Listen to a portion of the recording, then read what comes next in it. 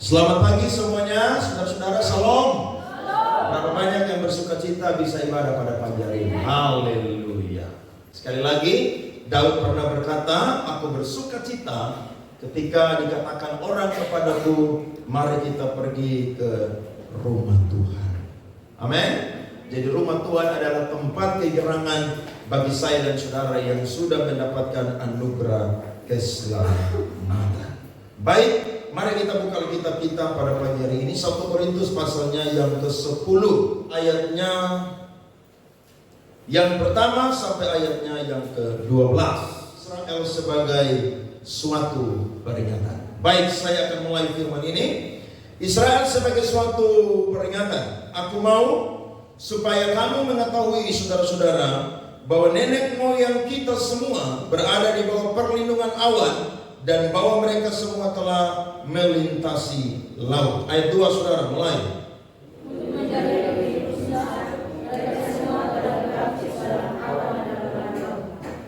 Mereka semua makan makanan rohani yang sama.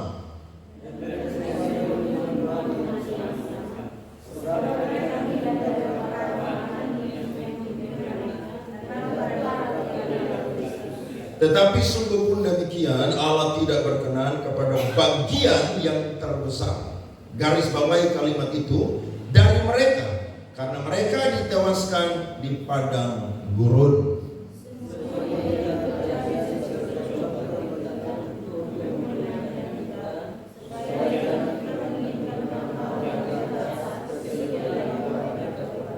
Dan supaya jangan kita menjadi penyembah-penyembah berhala, sama seperti beberapa orang dari mereka. Seperti ada tertulis, maka duduklah bangsa itu untuk makan dan minum. Kemudian bangunlah mereka dan bersukaria.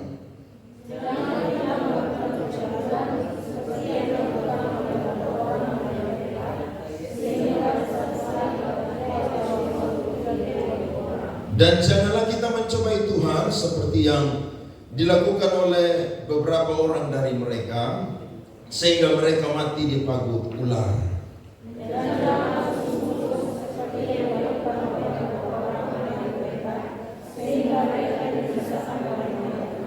Semuanya ini telah menimpa mereka, perhatikan, sebagai contoh dan dituliskan untuk menjadi peringatan bagi kita yang hidup pada waktu di mana zaman akhir telah tiba. Sama-sama. Sebab itu, siapa yang menyangka bahwa ia teguh berdiri, hati-hatilah supaya ia jangan jatuh. Beri tepuk tangan untuk kita. Ya keras, saudara-saudara. Amin, amin. Kalau kita baca firman Tuhan ini, jelas saudara bahwa Paulus ingin kembali mengingatkan orang-orang percaya yang ada di Korintus, yakni orang-orang Yahudi, orang-orang non-Yahudi yang sudah menjadi Kristen, untuk mengingat tentang satu bangsa yang dahulu itu menjadi bangsa yang sangat-sangat dikasihi oleh Allah. Bangsa itu adalah bangsa Israel. Alkitab mencatat mereka itu mengalami banyak sekali berkat-berkat jasmani dan juga berkat-berkat rohani. Kalau kita perhatikan dari ayatnya yang pertama sampai ayat yang keempat, itu kurang lebih ada 4 berkat yang mereka dapatkan. Yang pertama, mereka itu dinaungi oleh tiang awan dan tiang api. Padang gurun itu, saudara, kalau siang panas, kalau malam itu dingin. Sehingga ketika mereka mulai keluar, saudara, untuk mau menyeberang itu laut Teberau, maka Tuhan itu kasih mereka, saudara, sebuah pawang untuk menaungi mereka. Dan pawang itu adalah tiang awan dan tiang api.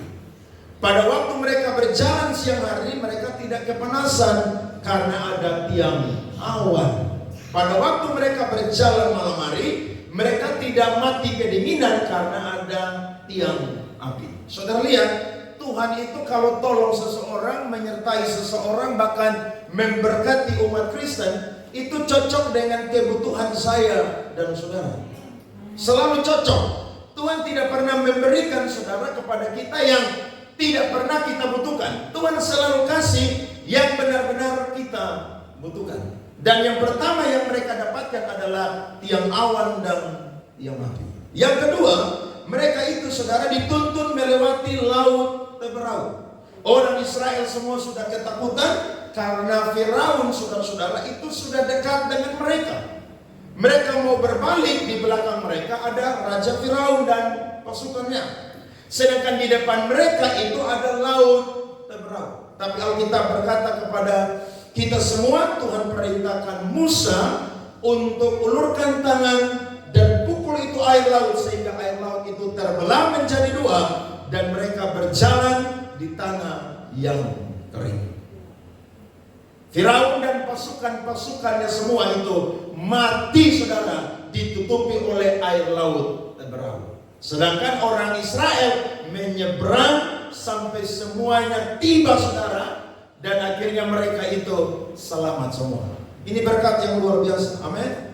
Bangsa manakah yang begitu diperhatikan oleh Allah? Israel sangat diperhatikan oleh Allah. Yang ketiga adalah mereka itu dibaptis oleh Allah.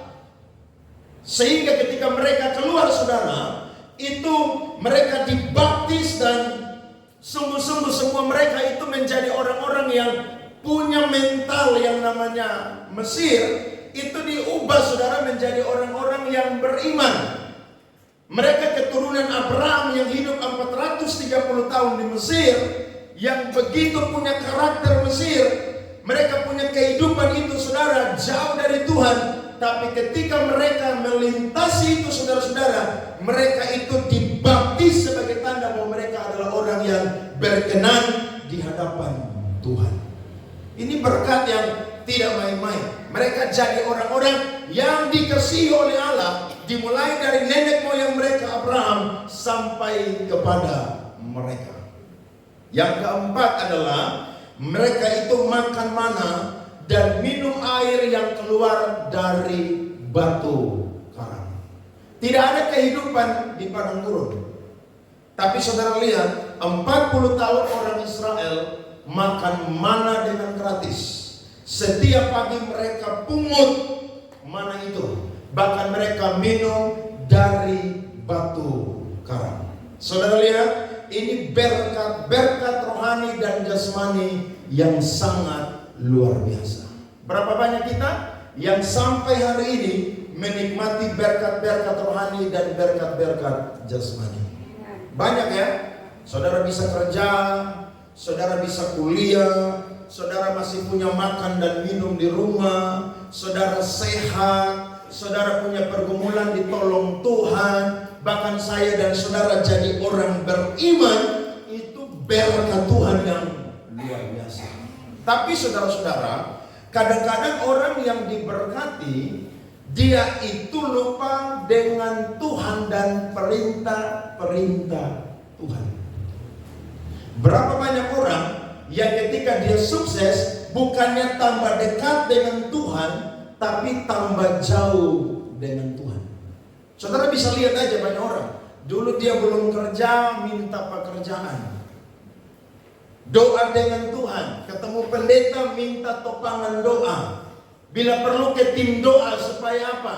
Berdoa, kira-kira ada penglihatan atau tidak tentang mungkin ada yang halangilah, atau ada yang palanglah, dan lain sebagainya. Akhirnya didoakan lulus, dapat kerja. Tapi ketika dapat kerja, mulai sibuk. Dulu gereja itu dianggap adalah hari di mana dia berjumpa dengan Tuhan karena hari Minggu.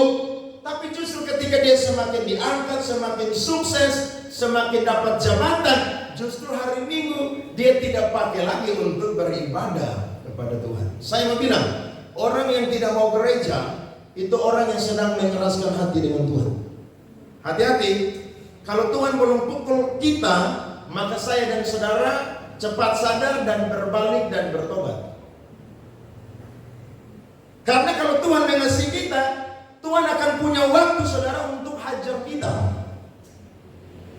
Bukan cuma ajar, hajar. Jadi betapa beruntungnya kita ketika beribadah di hari Minggu, kita pakai saudara-saudara untuk datang ketemu dengan Tuhan. Bahkan ibadah-ibadah yang lain ketika kita bisa, saudara, kita pakai untuk beribadah kepada Tuhan. Dan saya dan saudara sudah banyak dengar. Bahkan tak usah dengar atau lihat orang-orang hari-hari ini. Saudara cukup baca Alkitab aja. Saudara akan melihat ada banyak orang yang diberkati Tuhan, diangkat Tuhan. Tapi ketika mulai sombong, mulai lupa Tuhan, mulai tinggalkan perintah-perintah Tuhan, Tuhan rendahkan serendah-rendahnya. Sebab ingat, semua yang kita miliki itu datang dari Tuhan. Jangan pernah saya dan saudara main-main dengan Tuhan. Karena Tuhan selalu yang namanya kasih perintah kepada kita. Karena itu bukti bahwa saya dan saudara adalah umat pilihan Tuhan. Orang Israel umat pilihan Tuhan. Semua orang yang berjumpa dengan Israel itu ditumpas habis oleh Tuhan. Tapi sayangnya, dari 4 berkat yang mereka dapatkan, ternyata membuat mereka bukannya semakin cinta dan takut kepada Tuhan, justru mereka berubah dan menjadi orang-orang yang berbalik membelakangi Tuhan. Nah, jemaat Korintus adalah jemaat juga yang hampir sama melakukan seperti dosa-dosa dari orang Israel. Saudara baca coba dari 1 Korintus pasal 1 sampai 1 Korintus pasalnya yang ke-9. Jemaat Korintus, saudara, mereka melakukan dosa-dosa ini. Yang pertama, di jemaat Korintus, saudara, ada jemaat yang masih makan daging di tempat penyembahan berhala. Paulus bilang, kerajaan Allah itu bukan berbicara tentang makan dan minum. Tidak. Semua yang dari Allah, saudara-saudara, itu halal. Tapi pada zaman itu Paulus bilang begini, kalau saya ada di orang Yunani, saya harus sama seperti orang Yunani. Saya ada di orang Yahudi, saya harus sama seperti orang Yahudi. Tetapi bukan berarti kompromi. Nah, orang-orang Kristen yang ada di Korintus, mereka ini, saudara-saudara, ada yang masih masuk di dalam kuil penyembahan berhala yang ada di Korintus untuk makan daging di situ. Sehingga mereka atau ada beberapa orang yang terlibat dalam penyembahan berhala.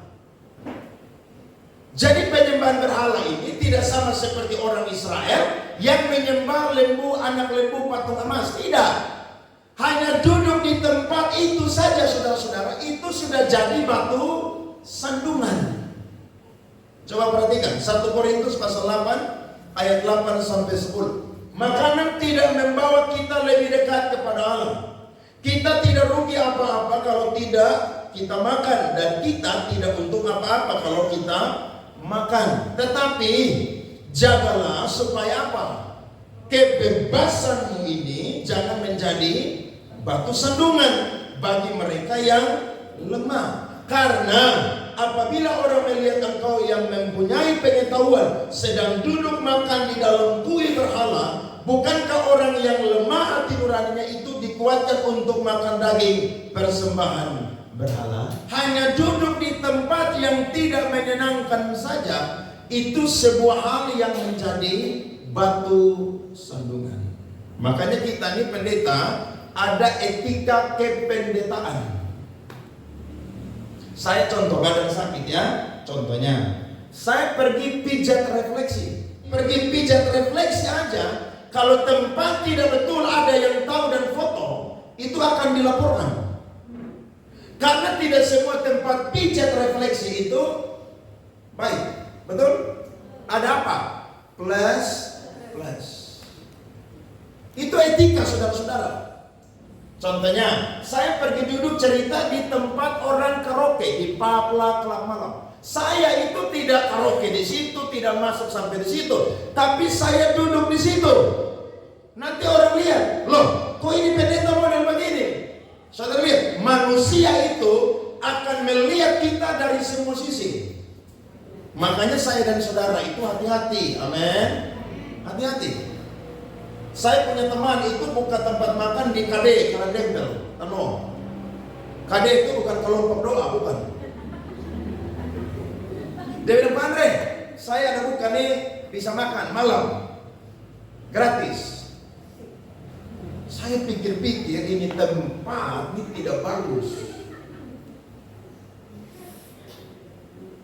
Kalau ada yang lihat saya, bahaya. Akhirnya saya bilang begini, kawan, sudah nanti saya pesan aja lewat GrabFood aja. Saya menghargai undangan kamu, tapi minta maaf, etika kependetaan harus dijaga. Makanya kita pendeta ini tidak duduk sembarangan dengan orang.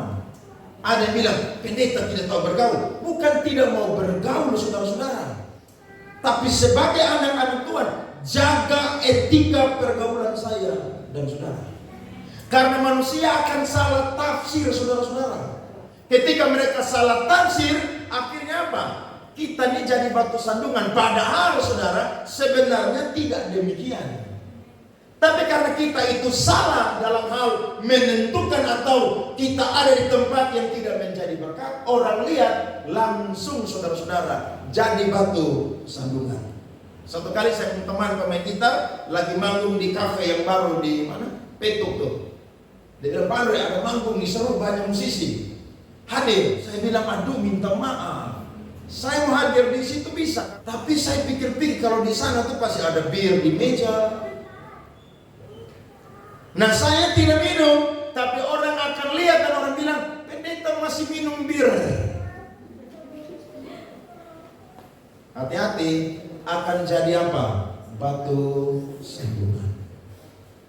Ya, jadi saudara jangan main-main. Jadi anak Tuhan ini harus jaga saya dan saudara punya diri. Jangan kita lompat-lompat di gereja semangat, tapi di luar sana seperti keledai liar, saudara, yang tidak mau diatur. Tidak boleh. Amin. Harus jaga diri bapak-bapak. Ya, kita yang dulu suka-suka hati, sekarang perlu takluk kepada firman Tuhan. Takluk. Jangan pernah ikut ego sendiri atau mau sendiri. Apa yang firman ngomong, ikuti. Yang kedua, di jemaat Korintus ini saudara ada yang namanya percabulan. Bahkan 1 Korintus 5 ayat 1 bilang begini. Memang orang mendengar bahwa ada percabulan di antara kamu, dan percabulan yang begitu rupa seperti yang tidak terdapat sekalipun di antara bangsa-bangsa yang tidak mengenal Allah. Perhatikan, yaitu bahwa ada orang yang hidup dengan istri ayahnya. Orang Israel itu pernah jatuh dalam percabulan. Ketika mereka sampai di lembah Sitim, saudara, mereka itu bersinah di situ. Nah, jemaat Korintus ini ada yang gila, saudara. Makanya memang gereja itu adalah bengkel orang berdosa. Gereja itu rumah sakit, gereja itu asrama. Ya, gereja itu tidak pernah sempurna. Tidak ada satu gereja pun di bawah kolong langit ini yang sudah sempurna. Semua orang, bahkan ada beberapa orang dalam gereja itu masih hidupnya kacau balau, saudara. Bukan cuma di gereja lain, di KPC sendiri juga masih ada yang kacau balau. Di jemaat Korintus ada anak yang hidup dengan istri ayahnya. Padahal sudah apa? Kristen. Di Kupang mungkin belum ada ya, atau jarang kedengaran aja. Tapi kalau saudara lihat NTT update ya, Vegileri Group, aduh itu mengerikan. Orang selingkuh lah, segala macam lah.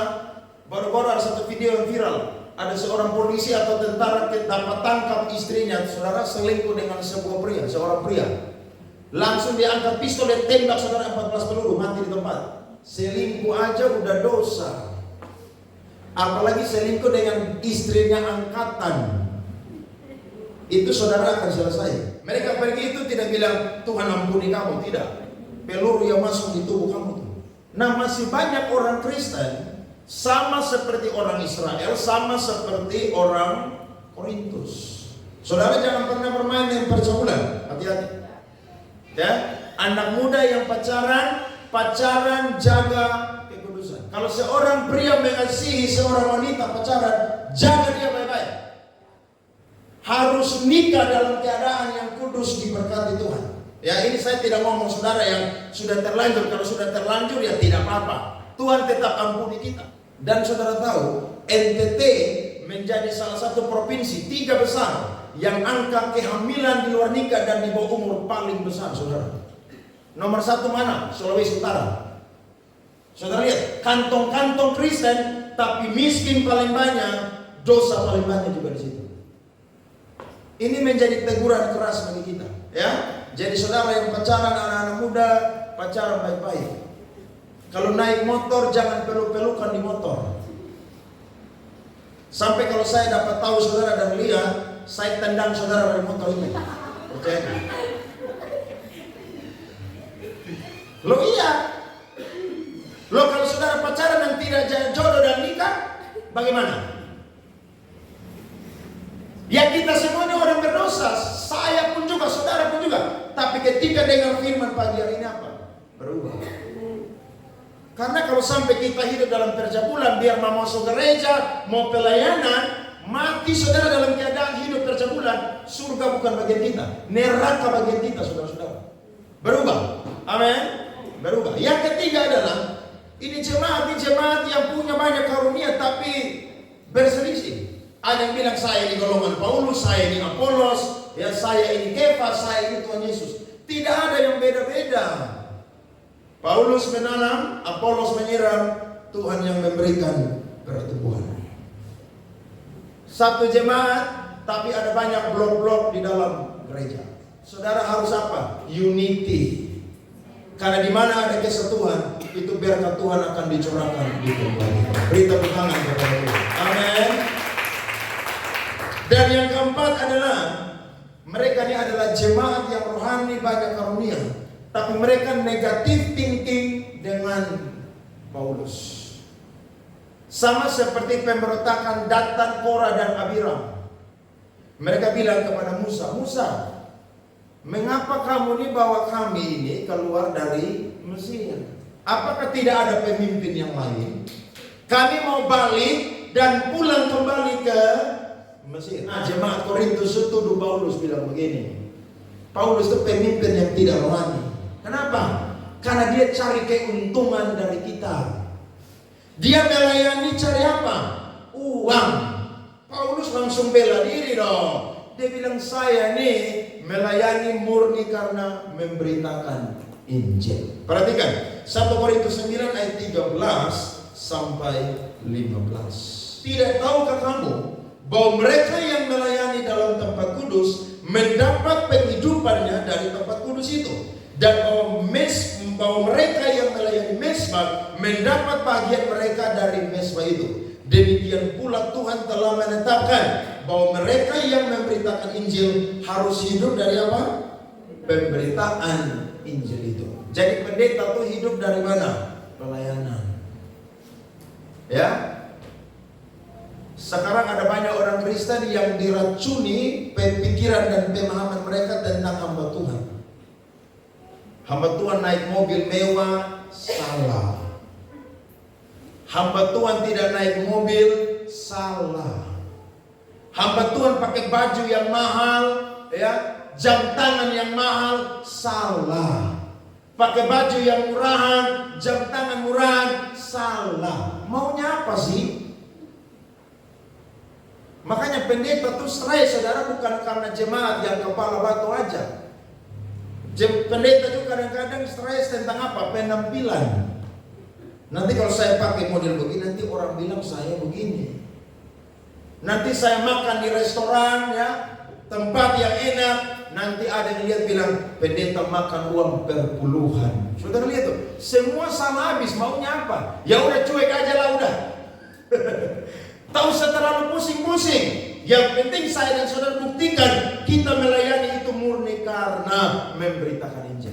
Akhirnya Paulus bilang di ayat 15, tetapi aku tidak pernah mempergunakan satupun dari hak-hak itu. Aku tidak menulis semuanya ini supaya aku pun diperlakukan juga demikian. Sebab aku lebih suka mati daripada apa, saudara? Sungguh kemegahanku tidak dapat apa? Ditiadakan siapapun juga. Jadi Paulus bilang, saya melayani motivasinya benar. Nah, dari daftar dosa-dosa yang diperbuat oleh orang Israel dan jemaat Korintus, kira-kira saya dan saudara terkena dengan salah satu dosa ini? Mungkin ada yang masih suka bersungut-sungut dengan pemimpin rohani. Mungkin saudara bilang begini, kita ini udah doa terus, Bapak Gembala udah suruh kita doa terus untuk sebidang tanah, tapi sampai hari ini kita juga belum dapat sebidang tanah. Saudara bilang begini, Gembala model apa begini, pendeta model apa begini. Kayaknya kita cari pendeta yang lain aja deh. Karena kita doa-doa sudah 7 tahun, belum juga dapat tanah sendiri dan bangun gereja sendiri. Hati-hati, kalau ada saudara yang sungut-sungut dengan saya sampai pagi hari ini, saudara harus minta ampun. Amin. Karena bukan saya yang mau jadi pendeta dan bukan saya yang mau bangun gereja. Tuhan yang suruh saya. Saudara kalau mau kenal pendeta, bagaimana hidup, karakter dan lain sebagainya, bergaul dengan dia. 3 bulan aja cukup, jangan lama-lama. Bila perlu kalau saudara mau tahu, tinggal di rumah dia, nanti akan tahu. Jadi kalau saudara ini pendetanya keren, khotbahnya keren, ya, pimpin gereja besar, luar biasa. Saudara jangan silo dengan hal-hal yang secara kasat mata saudara lihat. Halo, hati-hati. Saudara perlu kritis dengan hamba Tuhan, termasuk saya pun juga perlu kritis. Jangan pendeta bilang jemaat harus rajin baca Alkitab. Pendeta sendiri tidak pernah baca Alkitab di rumah. Dia mau khotbah tidak pernah punya perenungan pribadi, tinggal buka Google dan lihat bahan renungan khotbah di situ. Itu pendeta tidak menjadi teladan. Saya waktu kuliah ingat satu mata kuliah pastoral.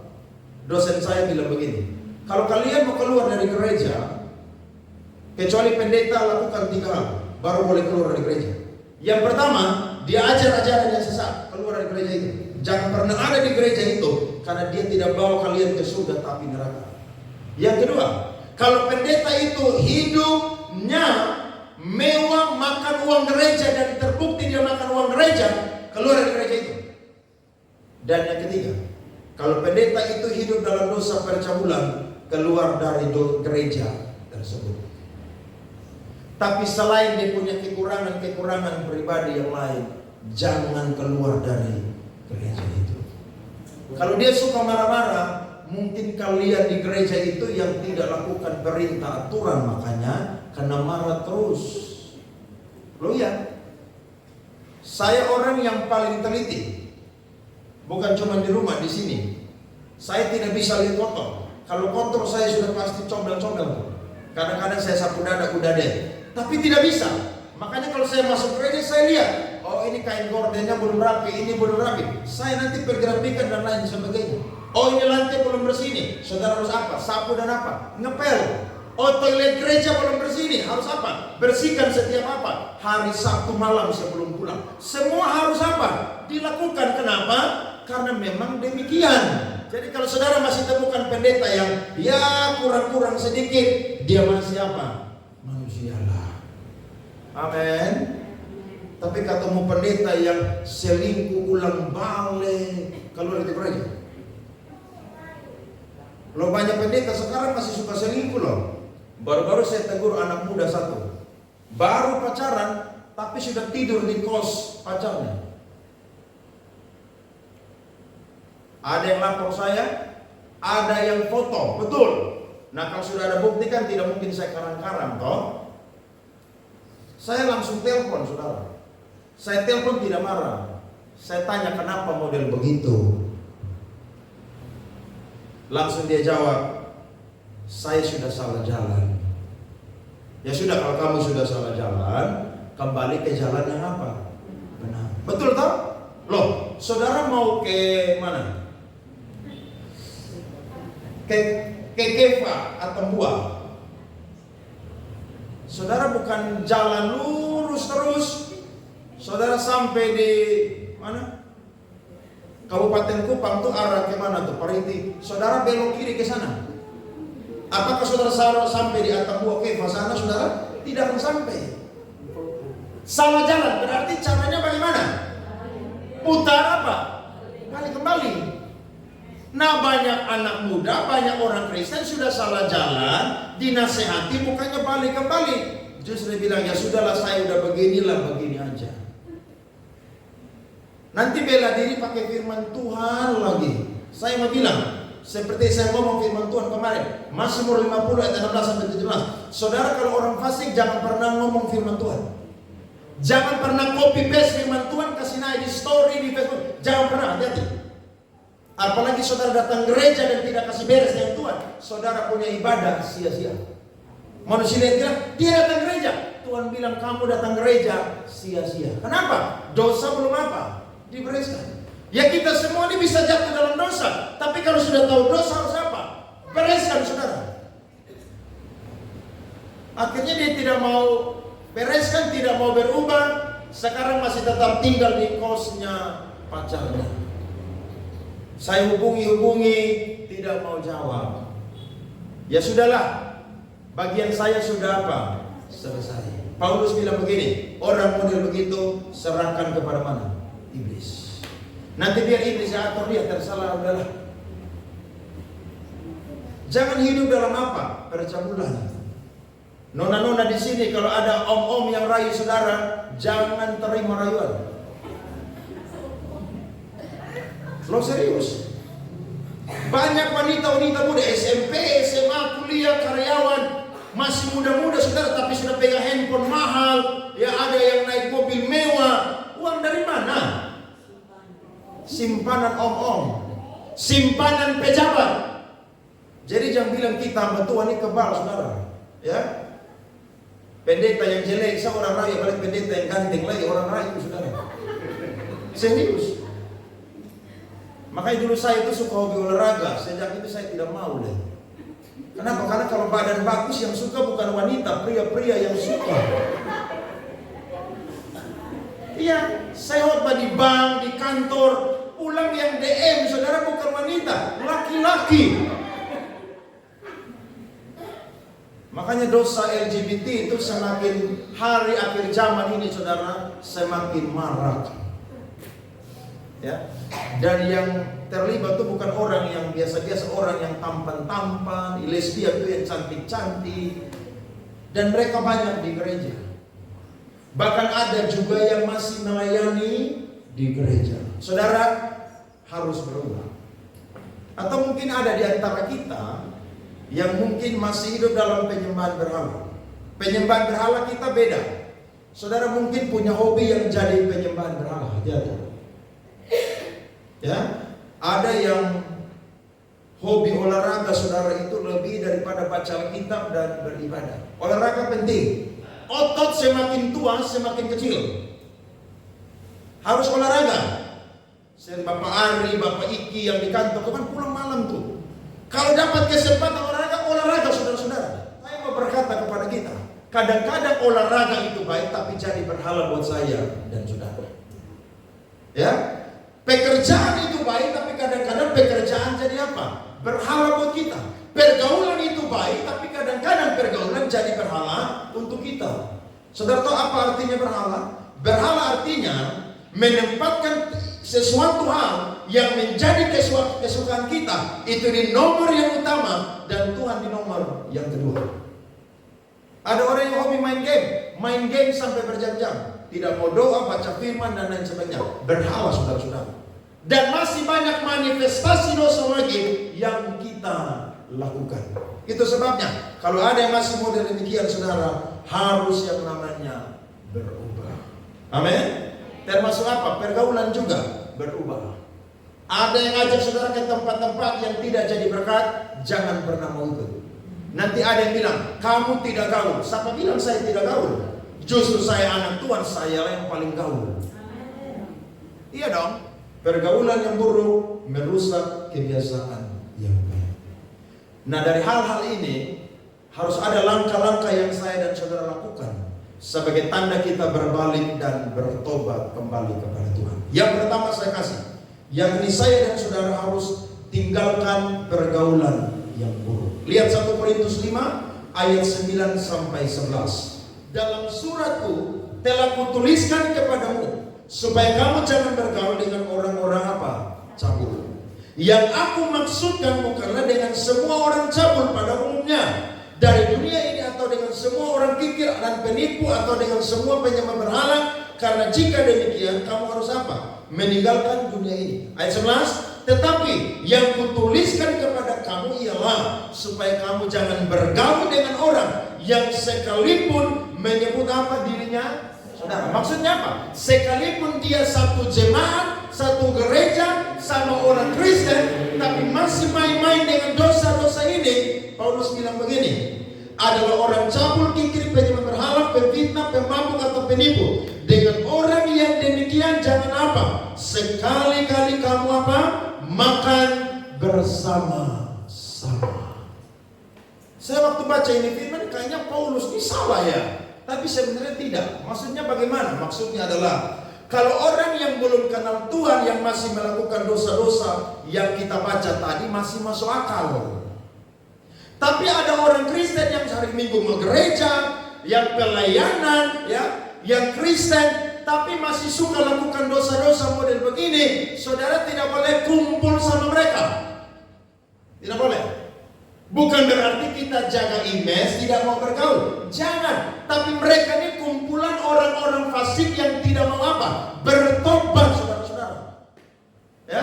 Jadi kalau saudara kumpul dengan orang yang masih suka fitnah hari ini, sekalipun dia Kristen, masuk gereja, melayani, jangan bergaul. Lebih baik saudara miskin teman daripada kaya teman tapi rusak. Hati-hati. Ya, itu prinsip yang saudara harus pegang. Lebih baik miskin teman daripada kaya teman tapi apa? Rusak. Firman bilang begini, kalau engkau bergaul dengan orang bijak, engkau jadi bijak. Tapi kalau engkau bergaul dengan orang bebal, engkau jadi orang bebal. Ada amin? Tinggalkan pergaulan yang buruk, tinggalkan. Saudara bergaul dengan teman yang hobinya hanya foya-foya, saudara kan jadi orang yang suka foya-foya. Saudara bergaul dengan teman di kantor yang niatnya hanya mau pencuri uang nasabah, saudara kan jadi pencuri, saudara. Percaya aja. Karena semakin kita dekat dengan orang itu, kita akan semakin menyamai dia. Berubah. Saya tidak larang kita semua bergaul, harus bergaul. Tapi kalau sudah tahu ada komunitas yang tidak menyenangkan Tuhan, keluar dari komunitas itu. Supaya apa? Supaya Tuhan terima kita. Alkitab bilang, mari kita baca 1 Korintus 10 ayat 31. Aku menjawab, jika engkau makan atau jika engkau minum, atau jika engkau melakukan sesuatu yang lain, lakukanlah semuanya itu untuk apa, saudara? Kemuliaan Allah. Jadi mau buat apapun, termasuk hal yang kecil, soal makan dan minum. Makan dan minum kita harus memuliakan Tuhan. Saya hari apa tuh? Kamis kemarin kena diare, saudara-saudara. Dan lewat sakit ini, saudara, Tuhan tegur saya. Karena Rabu pagi itu saya pergi beli daging babi dan jam 7 pagi goreng langsung makan dengan sambal pakai cuka, saudara. Nah saya ini orang yang kalau makan harus pakai cabai dan harus pedas. Harus pedas, tidak bisa yang setengah-setengah. Tidak bisa. Sore saya pulang khotbah dari Merdeka, saya makan lagi, saudara, pakai sambal itu banyak. Waktu pagi jam 4, saudara, saya punya perut ini mulai sekali. Akhirnya minta maaf, saya kena diare. Saya tidak bisa apa. Saya yang kuat, yang laki-laki, saudara, sekejap jadi aki-aki, saudara, tidak bisa. Memang. Akhirnya saya minum obat, saudara. Saya minta tolong adik belikan kue antar ke rumah. Ya, bangun pagi lagi, saudara, perut kiri ini masih kram. Ini sakit apa? Kayaknya saya harus ke rumah sakit. Tapi saya, kalau ke rumah sakit saya tidak mau. Saya paling malas disuntik, saudara, paling malas. Justru itu disuntik itu tidur tidak bebas, saudara. Akhirnya saya coba baca-baca. Perut kiri kram itu kenapa? Ternyata usus yang ada itu mengalami stres juga, saudara. Kenapa? Karena diare usus itu bisa stres, saudara. Nah obatnya bagaimana? Minum obat lambung 1, kemudian kompres pakai air panas. Saya langsung minum, langsung kompres, saudara. Langsung, saudara, 2 jam sembuh sampai hari ini, saudara, total. Tapi saudara tahu, sudah 3 hari saya tidak pernah sentuh cabai dan sambal, saudara. Tobat saya. Bahkan waktu saya baca, saudara, di Google, di situ bilang begini. Orang yang suka makan lemak, daging punya lemak, itu juga mudah terkena sakit lambung. Wow, saya bilang berarti lemak babi juga tidak boleh. Tuhan bilang begini, waktu saya doa di kamar Tuhan bilang begini, kamu kan doa mau dipakai Tuhan melayani sampai bangsa-bangsa. Kalau kamu tidak jaga makan, bagaimana kamu bisa sehat? Wih, saya langsung bilang, oke Tuhan, saya harus perbaiki. Saudara lihat, Tuhan tuh tegur kita kadang-kadang bukan hal yang besar, hal yang kecil juga Tuhan apa? Tegur. Amin. Saudara kumpul dengan teman yang suka maki, saudara akan jadi orang tukang maki. Bahkan saudara kumpul dengan orang yang tukang marah, saudara sedikit-sedikit marah, tidak pernah senyum, saudara akan jadi orang yang apa? Pemarah. Kalau model pergaulan begitu, Alkitab bilang apa? Tinggalkan. Saudara tidak akan pernah kekurangan saudara-saudara seiman. Tuhan akan kirim kasih saudara-saudara seiman yang bantu saudara punya rohani semakin bertumbuh di dalam Tuhan. Yang kedua adalah saya dan saudara harus menghargai kasih karunia Allah. 1 Korintus 6 ayat 9 sampai 11 Alkitab berkata, atau tidak tahukah kamu bahwa orang-orang yang tidak adil tidak akan mendapat bagian dalam kerajaan Allah. Perhatikan, ini daftar orang-orang yang ada di neraka. Yang pertama orang cabul, yang kedua apa? Penyembah berhala, yang ketiga apa? Berzina, yang keempat apa? Banci. Jadi orang kalau memang subanci yang tidak ada pertolongan lagi, yang tidak bisa ditolong lagi nasib dia, tidak mau berubah, mati neraka. Ada yang bilang, kok Tuhan cipta beta model begini? Tuhan cipta itu sempurna, serupa dan segambar dengan siapa? Allah. Masa Tuhan cipta banci? Tuhan tidak pernah cipta banci, saudara-saudara, tidak pernah. Tapi ada orang yang tidak puas jadi laki-laki, rubah jadi apa? Perempuan. Makanya namanya apa? Transgender, waria, wanita, pria. Lihat tuh, manusia itu karang-karang tuh. Dia hidup wanita, nanti mati apa? Pria. Harusnya kalau lu hidup wanita, mati juga apa? Wanita. Pakai kebaya, jangan pakai jas. Di situ bos. Memang kadang-kadang pendeta cuma keras susah, saudara, karena pikir ya sudahlah begitu. Bahkan yang berikut Alkitab bilang apa? Orang apa? Pemurid. LGBT tidak masuk surga.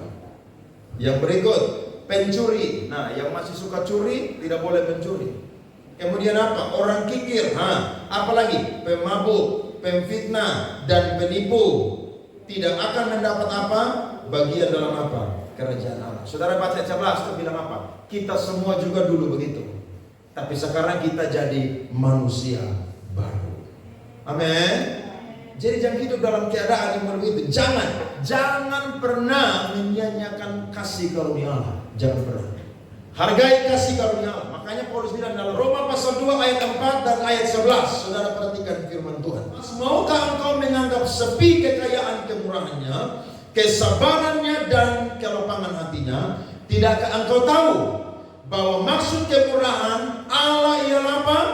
Menuntun engkau supaya apa? Sampai kepada pertobatan. Ayat 5. Tetapi oleh kekerasan hatimu yang tidak mau bertobat, engkau menimbun murka di atas dirimu sendiri. Pada hari waktu mana murka dan hukuman Allah yang adil akan dinyatakan. Ayat 11 sama-sama baca. 1, 2, 3. Sebab Allah tidak memandang bulu. Jadi jangan bilang kita sudah diselamatkan, kita sudah Kristen, kita sudah rajin gereja, kita sudah setia melayani, pasti masuk surga. Siapa bilang? Paulus bilang begini, kerjakanlah keselamatanmu waktu aku ada bersama dengan kalian dan waktu aku tidak ada bersama dengan kalian. Dari paham begini ada dua paham teologi yang menyeberang, Calvinisme dengan Arminianisme. Calvinisme bilang begini, sekali selamat tetap selamat. Arminianisme bilang begini, manusia bisa kehilangan keselamatan. Kita tidak usah pusing dengan dua paham ini. Sampai Tuhan datang dan kita setia dan hidup benar, surga menjadi bagian kita. Amin. Jadi mari saya dan saudara jangan sia-siakan kasih karunia. Dan yang ketiga terakhir, mari bertobat dan hasilkan buah-buah pertobatan. 2 Korintus 6 ayat 17 sampai 18 berkata, sebab itu keluarlah kamu dari antara mereka dan pisahkanlah dirimu dari mereka.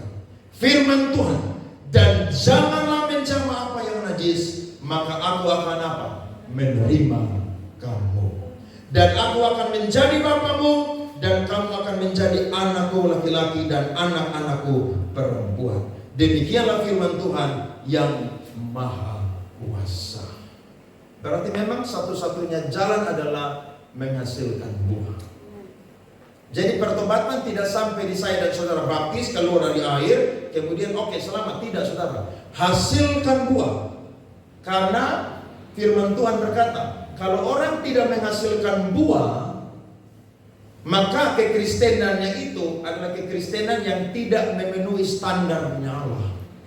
Sebab bertobat dengan menghasilkan buah itu sama seperti dua sisi mata uang yang tidak bisa dipisahkan. Lukas 3 ayat 7 sampai 9. Alkitab berkata, lalu ia berkata kepada orang banyak yang datang kepadanya untuk dibaptis. Ini perkataan Yohanes Pembaptis. Katanya, hai kamu keturunan ular beludak, siapakah yang mengatakan kepada kamu supaya melarikan diri dari murka yang akan datang? Ayat 8 dan 9. Jadi apa? Hasilkanlah buah-buah yang sesuai dengan pertobatan. Dan janganlah berpikir dalam hatimu, Abraham adalah bapa kami, karena aku berkata kepadamu, Allah dapat menjadikan anak-anak bagi Abraham dari batu-batu ini. Berarti keselamatan itu bukan warisan, tapi keselamatan itu tanggung jawab personal. Amin. Jadi jangan bilang saya opa tuh dan oma Kristen. Jadi kalau saya mati, saya pasti masuk surga. Bahkan waktu saya lahir, ari-ari saya itu ditanam di pastori gereja. Jadi mati pasti masuk surga. Siapa bilang? Iblis ini masih kerja terus, saudara, sampai hari ini loh. Ya, iblis masih kerja terus sampai hari ini. Dan dia selalu bujuk orang untuk apa? Buat dosa, buat dosa, buat dosa.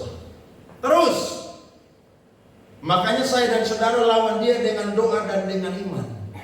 Karena iblis itu seperti singa yang mengaum-ngaum. Jangan lengah. Dan firman Tuhan berkata ayat 9, kapak sudah tersedia pada akar, dan setiap pohon yang tidak menghasilkan buah yang baik akan ditebang dan dibuang kemana, saudara? Api.